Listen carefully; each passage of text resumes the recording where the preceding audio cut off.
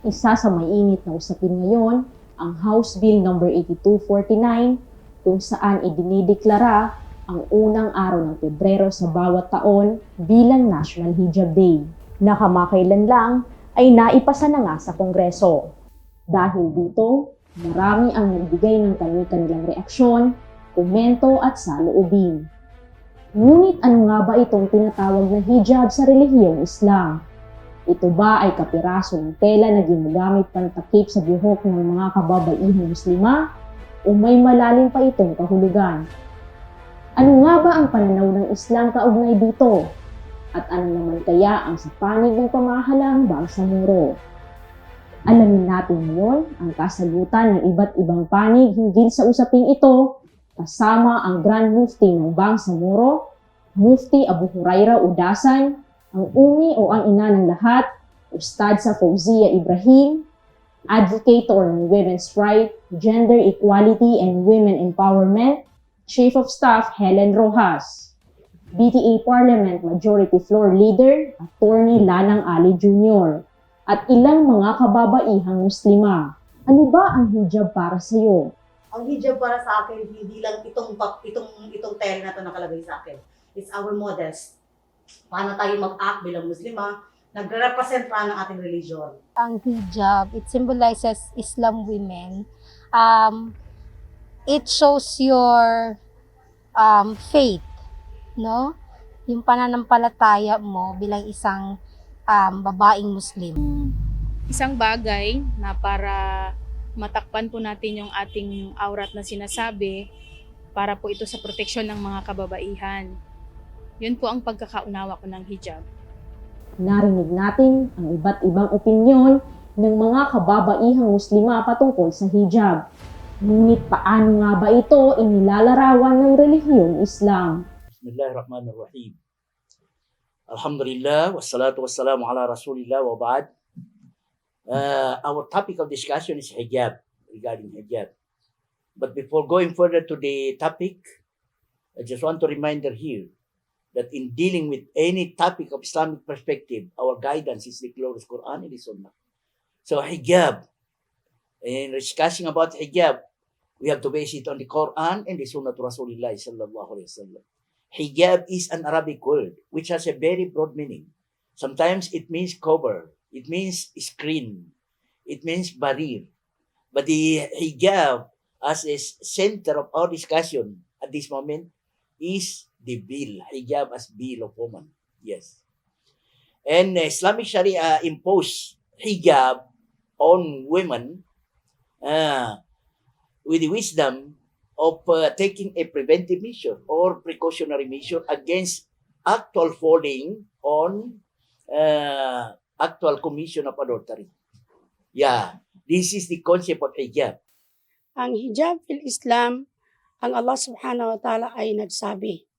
Anong sinabi ng Allah subhanahu wa ta'ala sa banal na Quran? A'udzubillahi minasyaitanir rajim.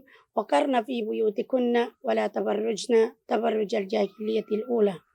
Ang ibig sabihin, ang hijab ay ang Allah subhanahu wa ta'ala ang kanyang sinabi ay yung mga babae na mga babaeng mga Muslimah ay dito lang sila sa kanilang mga bahay, loob ng kanilang mga bahay. Kapag sila ay maglabas, ay dapat takipan nila ang kanilang mga aura. Mga aurat nila sa panganilan. Kasi yun ang sugo ng Allah subhanahu wa ta'ala at Propeta Muhammad sallallahu alaihi wasallam.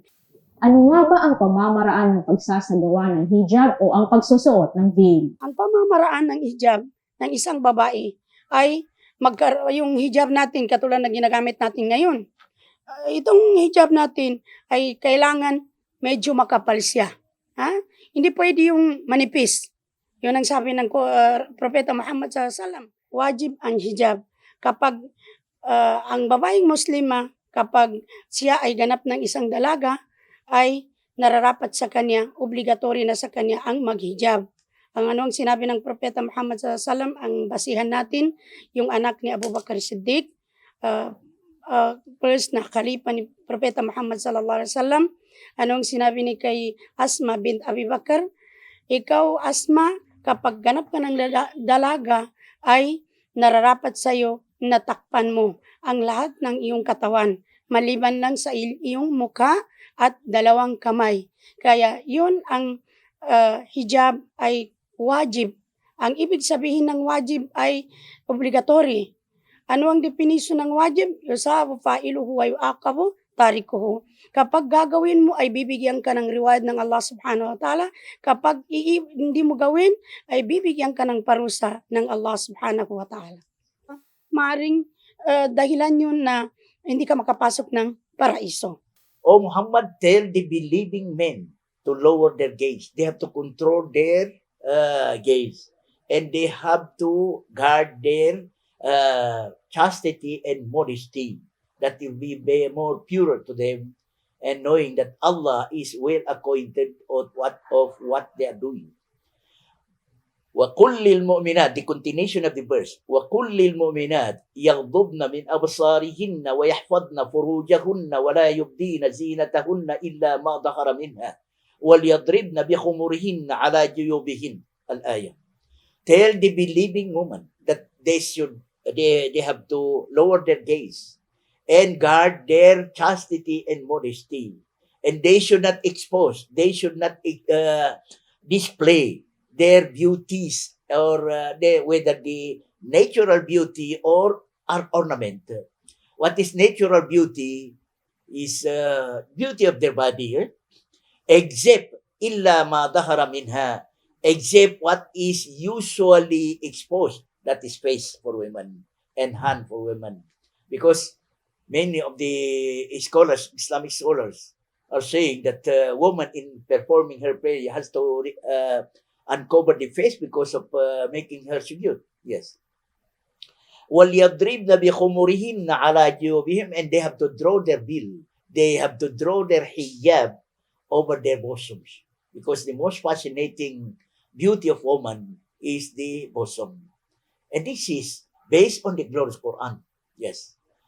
You know, during the early days of Islam, hijab has been observed by women of the Islamic State all over the Islamic areas.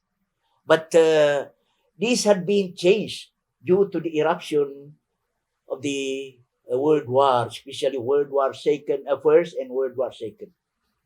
During the World War First, these are the cause of this sudden change of the environment. During the World War First, almost all the European countries, if not all the European countries, had mobilized their men to military service of the country. So these men had left their civil services vacant. So they have been replaced by women. So after the war was over, the European women start to claim that there should be an absolute equality between men and women. According to them, they have the ability, they have the capability to work side by side with men in any field of profession, yes. So they started to claim to have absolute equality with men. When the Second World War came again, then America had thrown their women into direct military service in any field, in Air Force, and then Marine, and of course infantry. And after the war, of course, their women had proven that they are capable of working side by side with men. So this has, because of this, there is a start of the secular West to influence the women of the Islamic areas of the world, that man or woman should have equal footing with men. And I have experienced this. One day, that was about 4 years ago, while I was waiting for my flight to Kuala Lumpur, and there was a young man, a young German mother, about 30 years of age. She was waiting for her flight to Germany. And of course, with her was her son, around 4 years old. So I asked her, "Are you Muslim?" She said, "Yes." A German woman. But her attire is just like attire of the European women, open. So I told her, why don't you use headscarf? At least headscarf. You know the reaction of this young woman, young mother. She said, Ustaz, because I introduced myself as I have graduated from Islamic State of Medina to Munawara, so that he will not feel anything in my approach to her that I am approaching her as a playboy, but I am approaching her as a father, as a scholar. Yes. So her reaction went like this. Ustaz said, why put the blame on us? Why not put the blame on the eyes of men? These men are looking at very sharply. We have to put the blame on their eyes, he said. Ustaz, he further emphasized to me. Ustaz, he said, we women are beautiful. We are created by God as beautiful. So our beauty is the creation of God. So why conceal this creation of God? We have to be proud of it. We have to expose it. And this is the mentality of the European woman now. And I am afraid that some of the Bangsamoro women I believe that some of them are influenced by this. Why conceal my beauty? I am created by God as beautiful. So their attire now, some of our Muslim women now, the Bangsamoro Muslim women, are, of course, they are covering their bodies, but very tight. Sabi Abu Sir Kabay, very tight. That we can trace every figure of her body. Yes, because of very tight. Although they are covering their body, but it's very tight because they have been influenced by the Western secular. So I think we have to explain to them that woman in Islam is highly honored, highly respected. Yes. I believe that any of us knows the story of a young man who approached the Holy Prophet Muhammad sallallahu alaihi wasallam, asking the Holy Prophet Muhammad sallallahu alaihi wasallam, "O Messenger of Allah, who among men on this world is to be more respected more?" The Holy Prophet said, "Your mother." The second time he asked the Holy Prophet said, "Your mother." The third time, "Your mother." But the fourth time, the Holy Prophet said, "Your father." It means to say that in Islam, woman is highly respected, highly honored, that the first respect, the second respect, the third respect are focused to the mother. And, of course, the father, fourth degree only for the father. If this is valued in medal, the gold medal, the silver medal, and the bronze medal are all for the woman, for the mother. No medal for father. And this is how Islam respect woman. Ngayon ay nalaman natin ang pagpapahalaga ng relihiyong Islam sa mga kababaihan sa pamamagitan ng tinatawag na hijab. Ngunit paano naman kaya ito pinahahalagahan sa bansa? There is already a bill filed at the House of Representatives, and it is now approved on the third and final reading. So, klaro naman, very clear naman dun sa explanatory note ni na Representatives Ansarudin Ajong and Representative Amihilda Sangkopan kung bakit ipinay nila itong National Hijab Day bill na to. So, very specifically, the very reason why we are celebrating World Hijab Day is to let the people, especially the non-Moro, feel and enjoy yung pag-wear ng hijab, and to eradicate itong misconception na wearing of hijab is a sign of oppression, sign of terrorism, and it is a curtailment of freedom, especially of women wearing the hijab. Yung House Bill 8249 is nagkaroon ako ng idea, hindi ko naman siya nabasa lahat, pero yung bill na yun na pinasa is malaking tulong siya sa mga kasama natin or sa mga Bangsamoro women, the hijabis and non-hijabi, even the non-Muslim, na makita at magkaroon sila ng deeper understanding doon sa ano ba talaga pala itong hijab. At malaki ba talaga, gaano kalaki ang epekto nito sa isang tao na nagsusuot ito at sa tao naman na hindi nagsusuot. At paano naman yung ibang tao na nakita sa atin pag nag-hijab tayo. So, aware ako doon, malaking tulong siya, and gawin natin yung inspirasyon tayo ng mga hijabis, especially naman sa mga hijabis, para magkaroon tayo ng harmonious relationship na hijabi ka man and non-hijabi ka man. We're both living in this world, malaking tulong yun, at hindi siya magiging hindrance sa relationship natin. Sa akin walang problema. I mean, kailangan siya to commemorate hijab, especially sa mga Muslim na mga babae. At kasi ang hijab kasi is parang obliged tayong mga Muslim na kababaihan na mag-wear. Hindi lang para hindi dahil sa Muslim ka obligado, kaya it's because of your faith na pinapakita mo yung faith mo bilang isang Muslim talaga. Marami akong nababasa na maraming nag-o-oppose. Pero para sa akin, yung pinaka-honest opinion ko naman is, bakit hindi natin payagan na ma-push through yung bill na yan? Kasi una sa lahat, baka maging daan siya na para just to raise awareness ba sa mga kababaihan, lalong-lalo na sa mga Muslimah na kasi sa observation ko naman, hindi naman lahat nagtatakip ng aurat, itong tinatawag nating paghihijab. So itong World Hijab Day, baka po magiging daan po siya na magbigay ng awareness para sa kababaihan pa.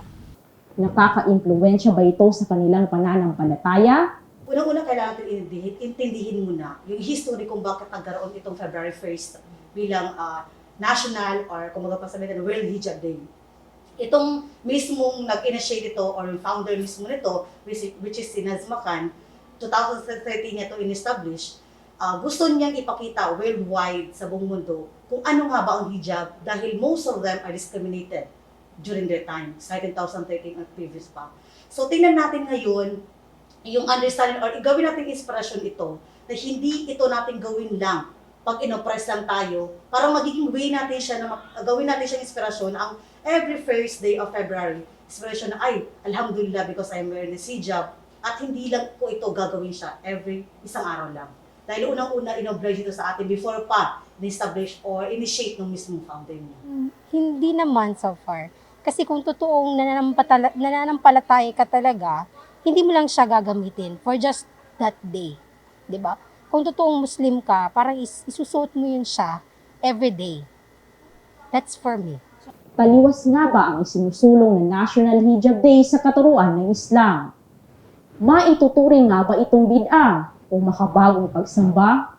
No, I don't think that it is forbidden in Islam. Just to remind the Muslims that hijab is something imposed to women of the Muslim women. Yes, it does not mean that we are only using our hijab on that February 1st only.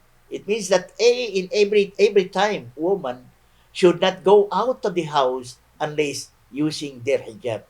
Yes. So I don't think it is questionable for the Islamic countries or the Islamic authorities to make this February 1st as Hijab Day, National Hijab Day, because it is a matter of reminder. Yes, it does not mean that we are celebrating it, but it is a matter of reminder to the Muslims that you have to use hijab, not only on February, yes, but on every time you go out of your room or you go out of your house, and then especially women, you have to use hijab.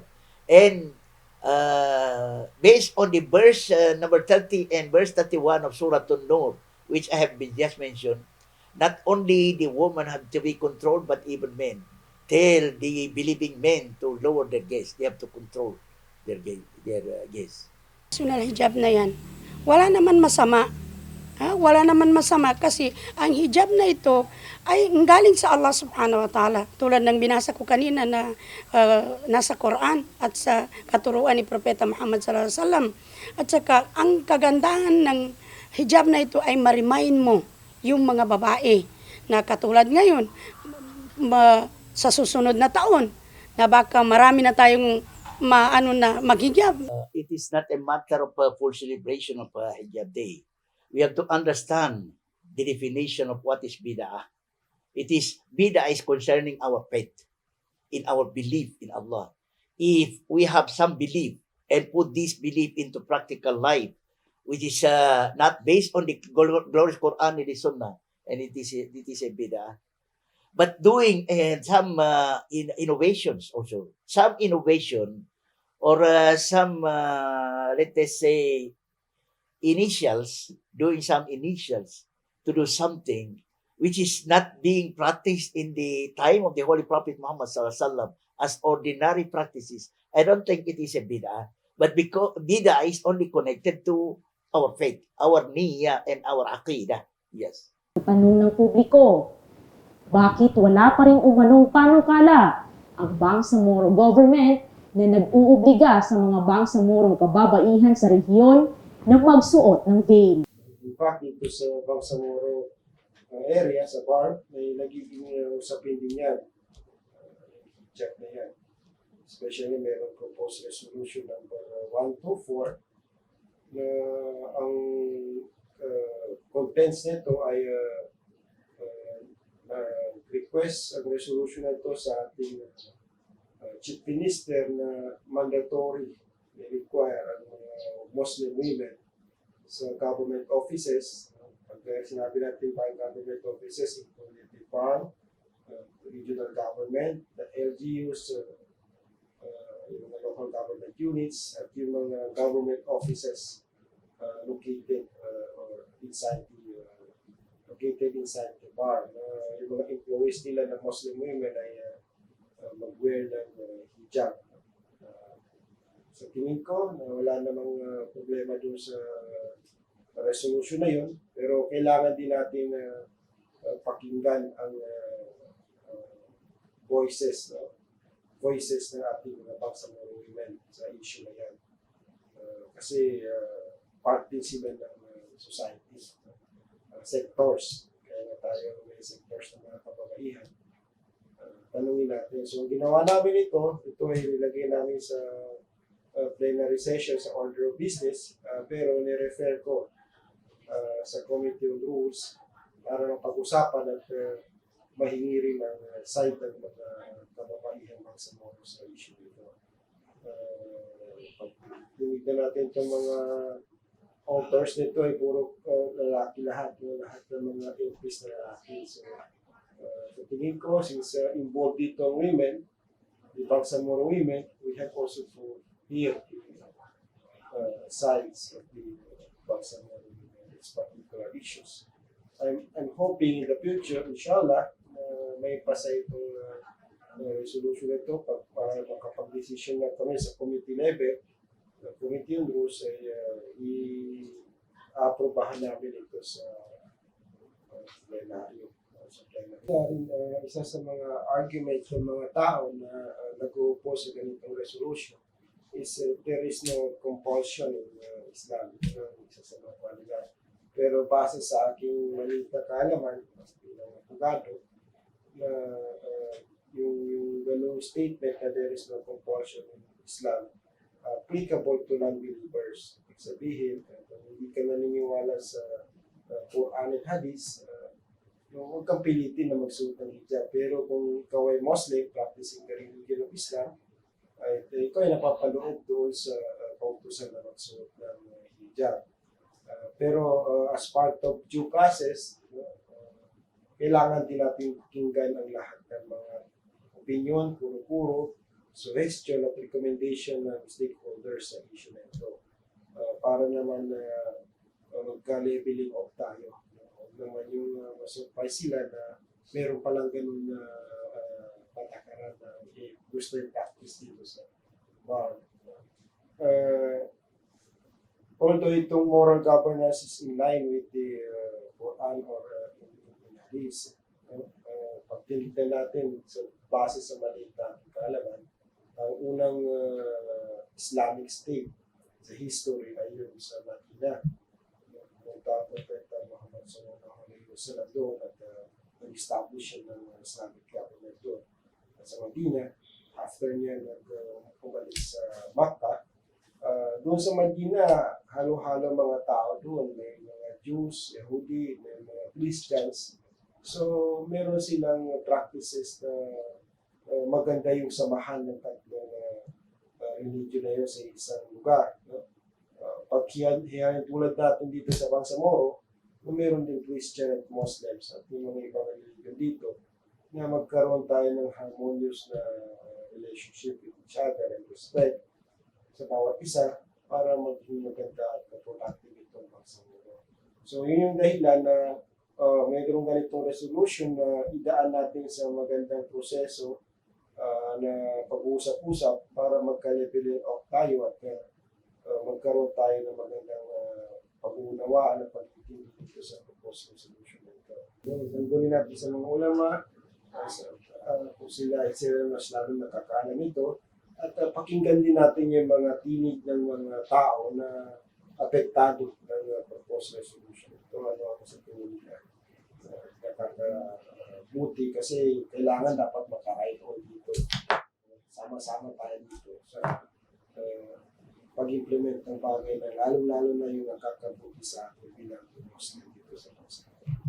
You know, in carrying out dawah, we should not be so strict, yes, in carrying out dawah. Otherwise, instead of encouraging the non-Muslims, yes, if we are very strict in dawah, there should be some system of dawah. Ud'u ila sabili rabbika bil hikmati wal mau'izatil hasanah wajadilhum billati hi ahsan, Surah Fussilat. You have to carry out da'wah, this propagation of Islam, with the hikmah, that is with wisdom. You have to, our approach here is not so strict and not so harsh. It should be gentle, it should be courteous. So, this is my advice to the listeners, that we should not be so strict. You know, some of those who are claiming to be ulama now, even this, when during wedding parties, even raising this pandara, they said, oh, bid'ah, this kulintang, bid'ah, almost everything is bid'ah. We should not be very strict in our religion. Otherwise, nobody will appreciate Islam, because Islam is a way of life. Islam is not a mere religion. It is a socio-political system, a composite code, a civilization of which religion is a part. Yes, in a full-fledged Islamic society, the head of the government discharges his political duties in the name of Islam. And this is not a religious aspect of Islam. It is a political aspect of Islam.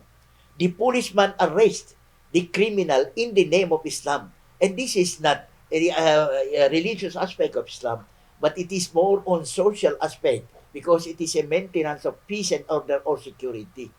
The businessman will run his business transaction in the name of Islam. And this is not a religious aspect, it is economic aspect.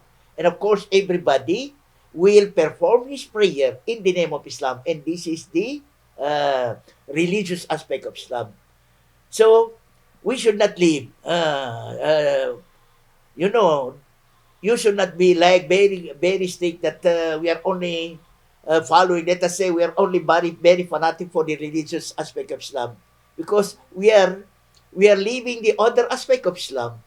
Islam is a deed, it is a way of life. Yes. So, in implementing Islam, we have to implement all the aspects, but we should not be so strict in the religious aspect, because we have to carry out or carry on all the aspects of Islam. Ang hijab ang magsisilbing proteksyon nating mga kababaihan mula sa kapahamakan. Hihintayin pa ba natin na tayo mapahamak at balutin ng puting tela? Muli ay inaasahan naming nakapagbigay linaw ang panayam patungkol sa usapin, issue at kaganapan sa rehiyon ng Bangsamoro.